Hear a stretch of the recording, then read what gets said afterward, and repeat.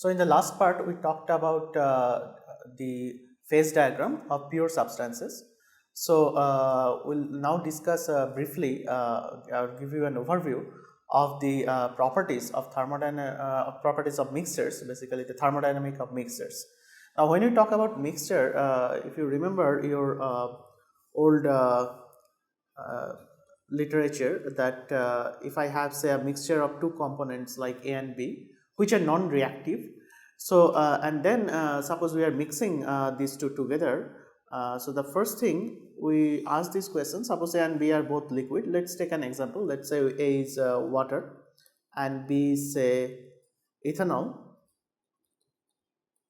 And then if we want to actually plot how much the volume will change if I add a little bit amount of B into A or in the reverse way.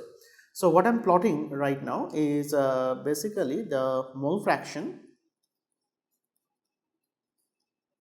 of ethanol, and I am adding ethanol into water. Now, interestingly, what will be the partial or the molar volume of water? So we know that the molar volume of water, if the mole fraction, it's a fraction, so it can go to 0 to 1 only.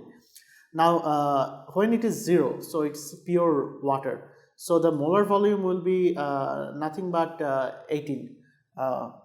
So because we know that so the water, if I take the density as 1 gram per cc, and if we take the fact that molecular weight of water is 18 gram per mole, so that will give you the molar volume.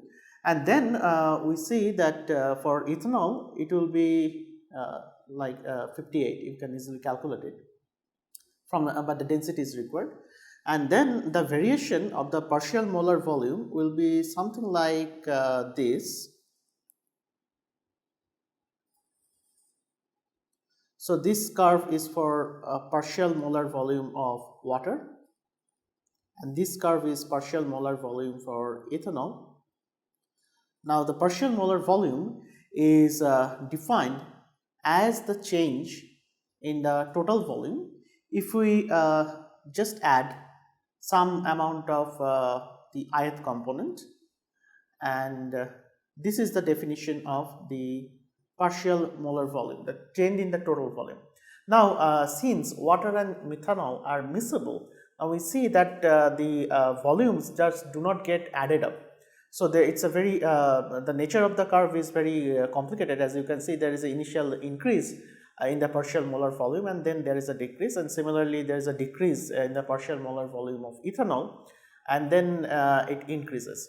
So in the pure case, like when mole fraction of ethanol is 0, it will be of course 18 because it means actually pure water, and similarly if the mole fraction is 1, it will be pure ethanol, so it will be 58. But in between we see that the volume is not actually being added up as the two, one constituent is constantly being added into the system.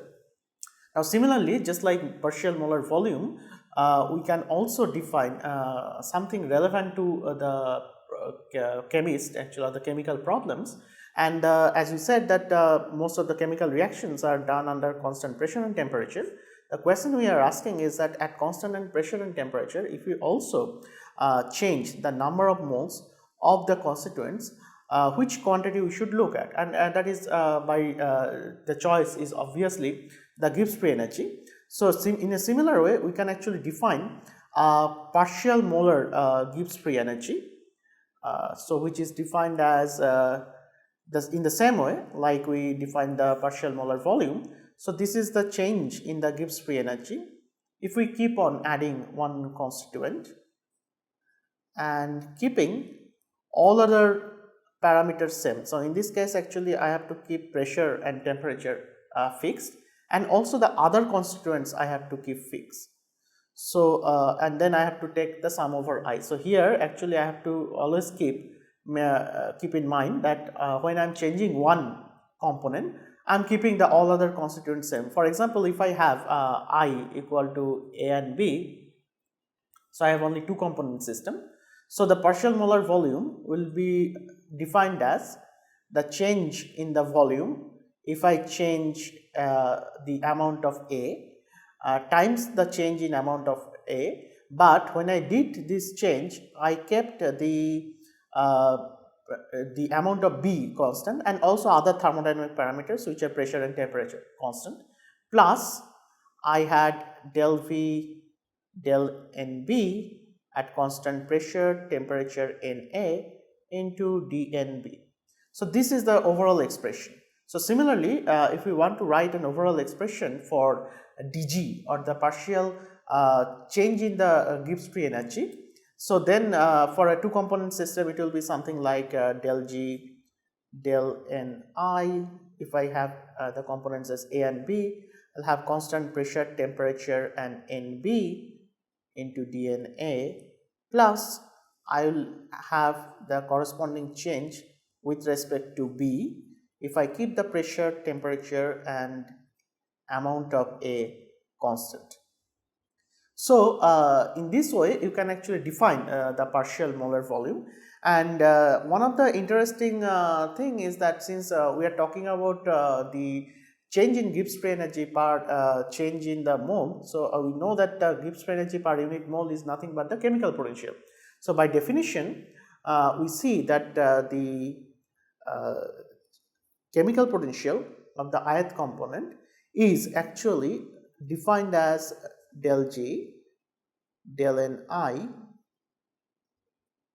at constant pressure, temperature and all other components.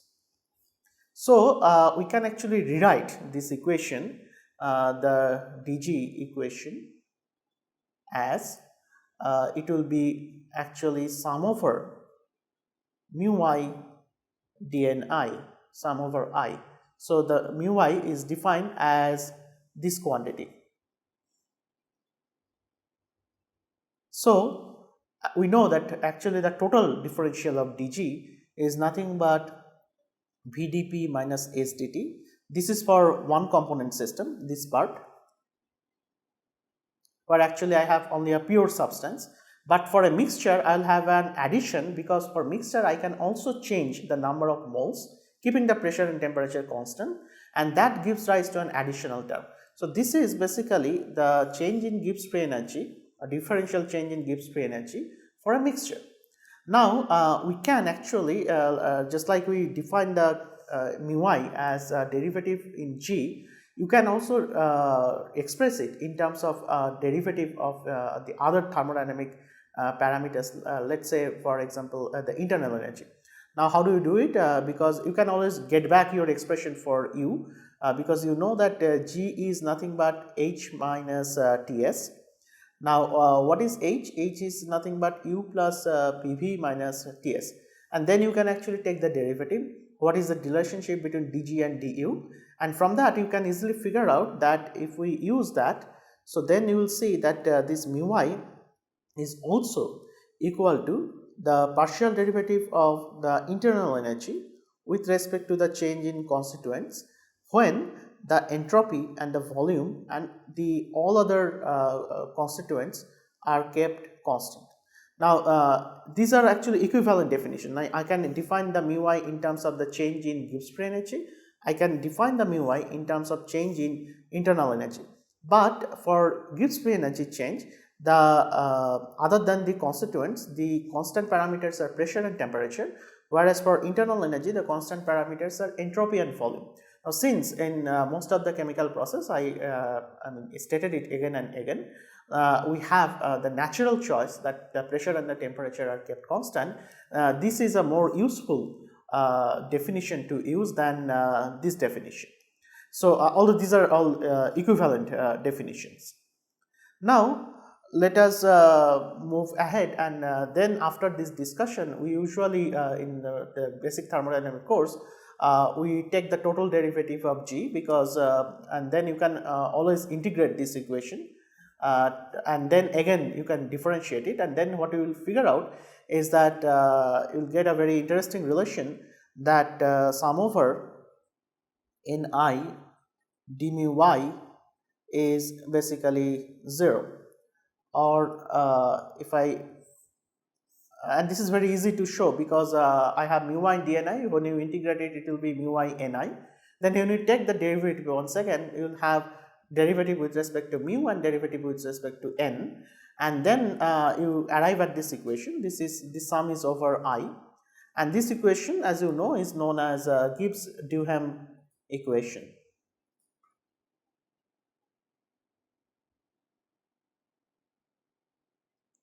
And then what usually we talk about is basically the thermodynamics of mixing.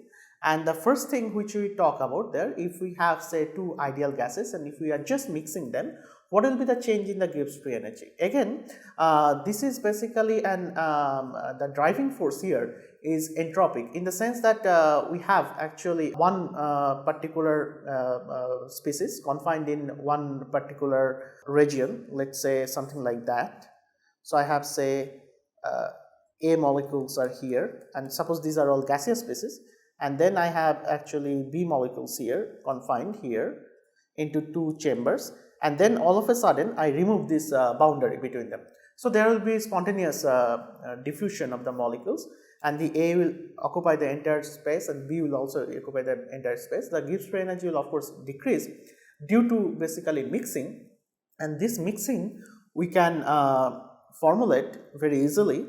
And what we will see is that the change in Gibbs free energy, the total change, and this change is due to mixing. So we are using a suffix as delta mix G, is nothing but nRT sum over, this is the general expression. If we have actually a lot many components, it will be summation over xi ln xi, where xi is the mole fraction of constituent I.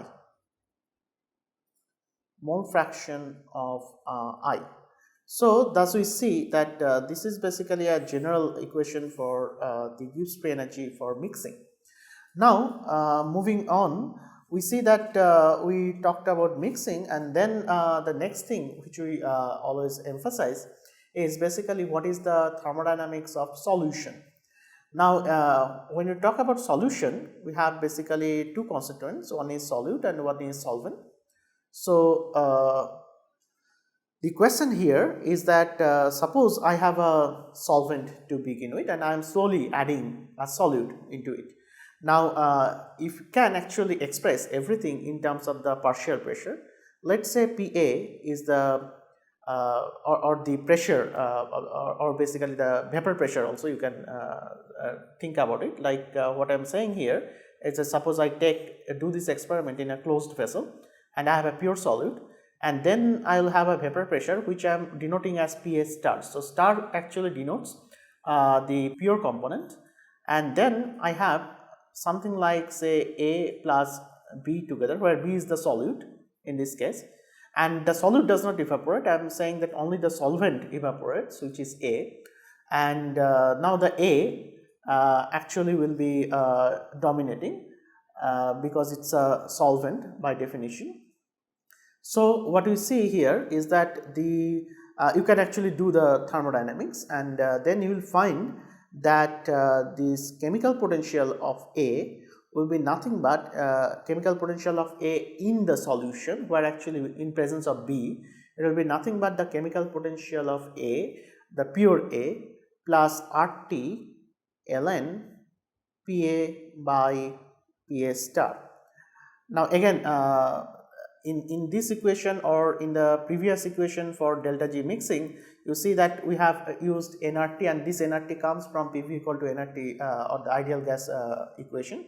So here also we are assuming that these vapors are actually behaving ideally. Now if we proceed with this, we can easily figure out that we have to establish a relationship of this PA by PA star. Now PA by PA star are again PA is basically the pressure or the vapor pressure of the solution, and PA is the vapor pressure of the pure solvent. Now what we can assume this PA and PA star, the relationship between them is that PA and PA star is nothing but related to the mole fraction of A, which is not very correct, because as you can see, if the mole fraction is 1, then Pa will be equal to Pa star, which is fine, and which has to be. But in other cases, it's an approximation, and this is basically known as Raoult's law,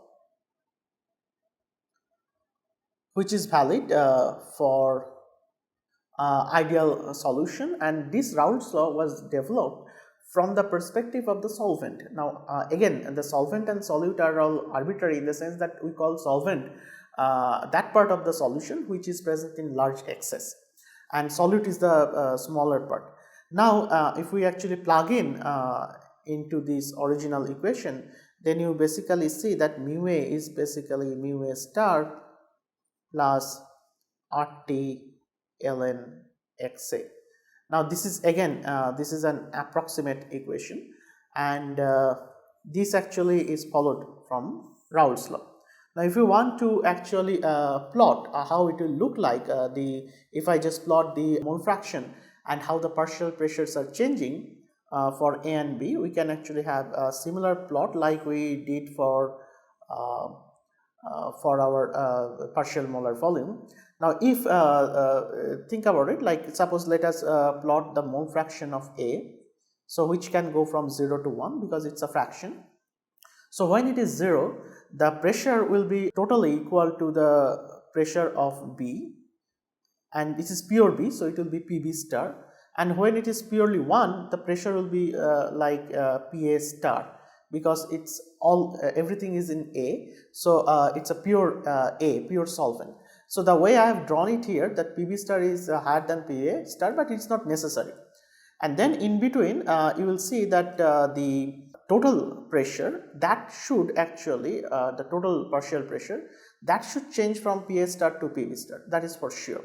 So the partial pressure, like how the B will change, B actually when the mole fraction of A is 0, it will be PB star, but when it is 1, it has to be actually 0, because this axis is basically the pressure, partial pressure. So the B curve should be like this. Similarly, the A curve should be like this, and this should be the total partial pressure. So this curve is for B, this curve is for A, and this curve is for the total vapor pressure. Now what is interesting here, that in reality actually you will not see it, we will plot the real situation, and the Raoult's law as you can see is basically tells you as if it's a linear relationship of the vapor pressure with respect to the mole fraction, which is obtained here, which is shown here. So if I have actually more mole fraction, I mean if it reaches to the pure thing, of course it will be the vapor pressure of the pure state, which is the pure solvent, which we denoted as star, but in between we are assuming that it obeys a linear relationship. However, we can actually think what about the perspective with respect to the solute. Now suppose if I add a little bit of the solute and the solution is very much dilute. Now think about it, suppose you take sodium chloride into water. Now when sodium chloride is very much impure, so the salt, the sodium chloride actually sees or any solid, let's not talk about sodium chloride because it's an ionic solid, let's talk about suppose I have sugar, and then all these sugar molecules in the pure phase means actually it is a solid sugar molecule. So in that pure phase, suppose the solutes are like this in that solid. So this is nothing but pure solute, and the solute we are denoting as B. But moment I dissolve it into a solution, in an ideal solution, then what will happen, due to solvation, these solute molecules will be far away, and then all these solvent molecules, let me actually denote it with a different color, they will actually surround the solute molecules. So this will be the situation in a solution. So what we see here, the solutes actually experience a very different environment in a solution. So what will happen is that their mole fraction or their partial pressure will be very different. So this is B in solution. So if we plot the similar quantities, but this time I am plotting the mole fraction of B, and remember that B is our solute. Now when it is 0, now there is no basically solute present, then what we will see here is that it should actually, if the Raoult's law is valid, and suppose this is going to PB star for if 1 means actually the B is impure thing, B is pure means actually now B is acting as a solvent, and then the total vapor pressure will be nothing but equivalent to PB star because it's in the pure state. But what happens in reality is that the real curve looks like something like this. Let me draw it once again. So at a very early concentration, we'll see something like this. Now look at it carefully, that at a higher mole fraction of 1, a higher mole fraction, when actually xB is approaching 1, which means now B is in excess. Now if the B is in excess, we can actually try to draw a figure. So it will be something like this, and then there are less solvent molecules around it because the solvents are A, and then this actually now resembles something like pure B. It is close to that. So actually now B starts behaving as if it's a solvent, and then for the solvent we said that the Raoult's law is valid, so actually there is a nice agreement. However, when there is a question of dilute solution, when B is present in very small amount, then there is a significant departure, and to account for that, Raoult basically said that okay, we can actually take the initial slope. So the drawing is not very correct here, so we can actually try to redraw once again because the slope was very higher. So let me just redraw it once again. So for solute, we are saying that the initial slope will be very different, and then we can actually take a slope which is basically fits to this initial amount, and this again at a later part actually it matches because actually it's just like Raoult's law. This is basically the real life situation, how the real solutions pressure changes. But to match the initial part, Henry proposed that for a dilute solution, or usually we call it as a, these are all basically ideal behavior, we call it as an ideal dilute solution.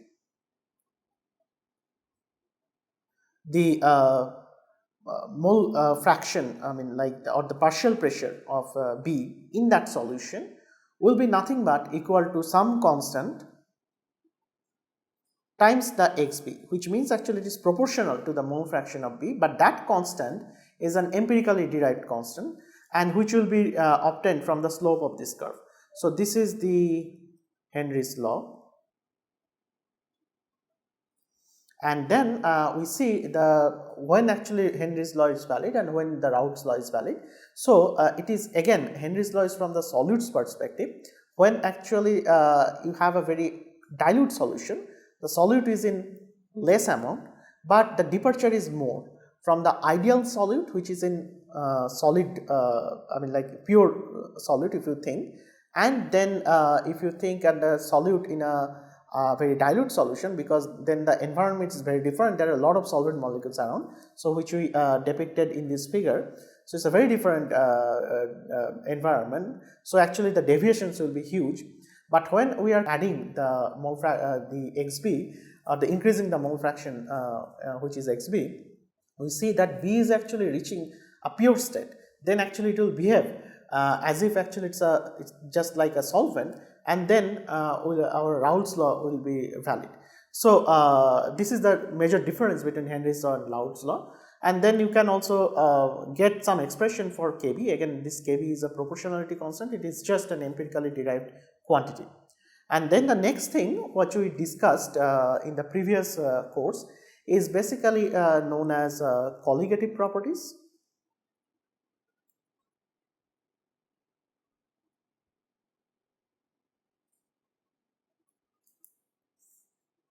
Now, colligative means actually it's a collective property, and again, there are several observations like freezing point depression, melting point,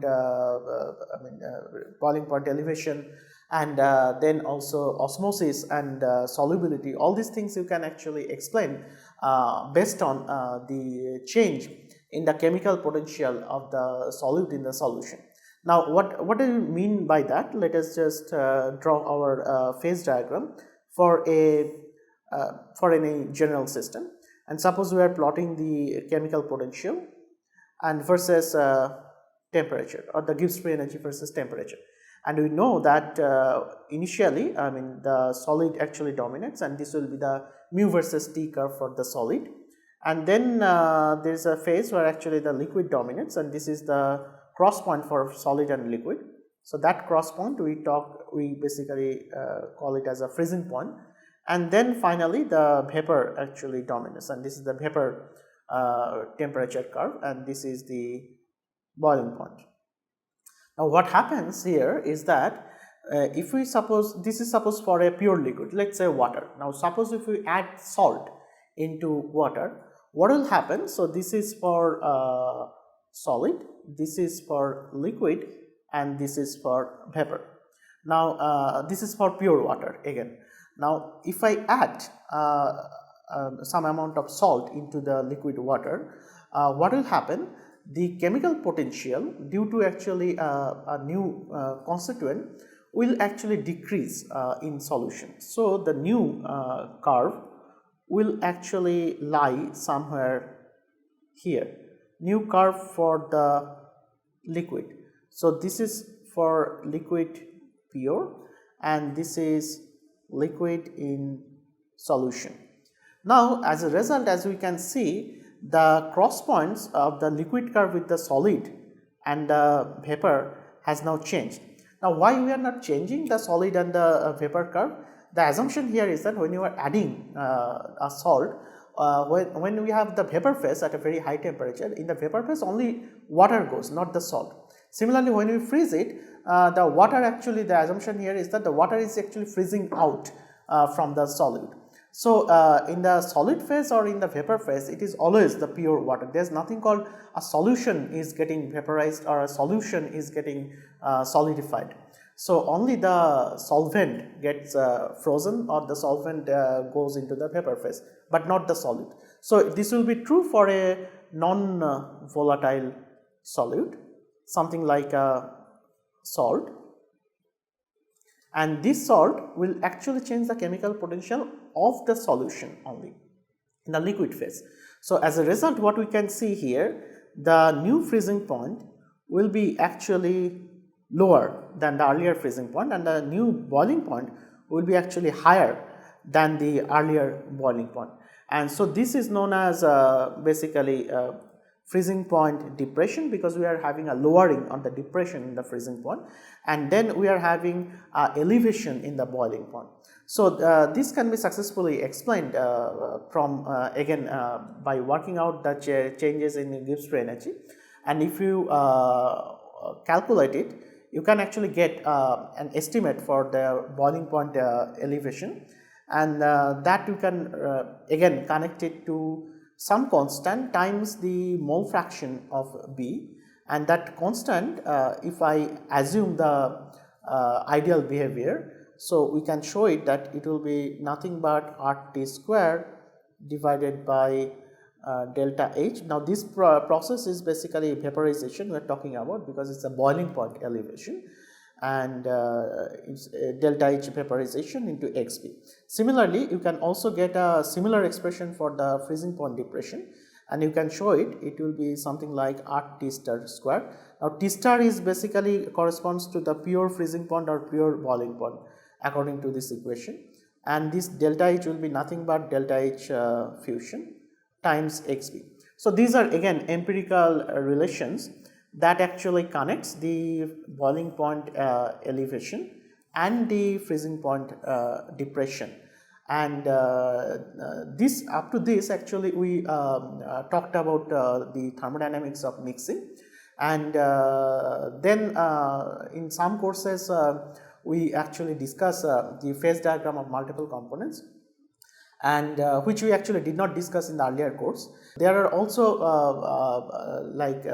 one more part is remaining, which is the thermodynamics of electrochemical cells and also chemical equilibrium.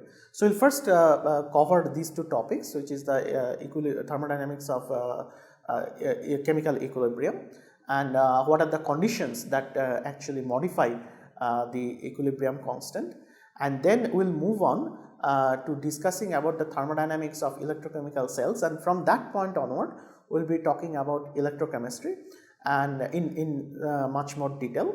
And there will be a thermodynamics part of the electrochemical phenomena, where we will talk about the stability of colloids and many other interesting properties, and there will be also a kinetic phenomena where we will be talking about movement of ions, and this movement of ions is connected to the electrical conductivity. So those things we will cover, but first we will give you an overview of the thermodynamics of electrochemical cells. Thank you.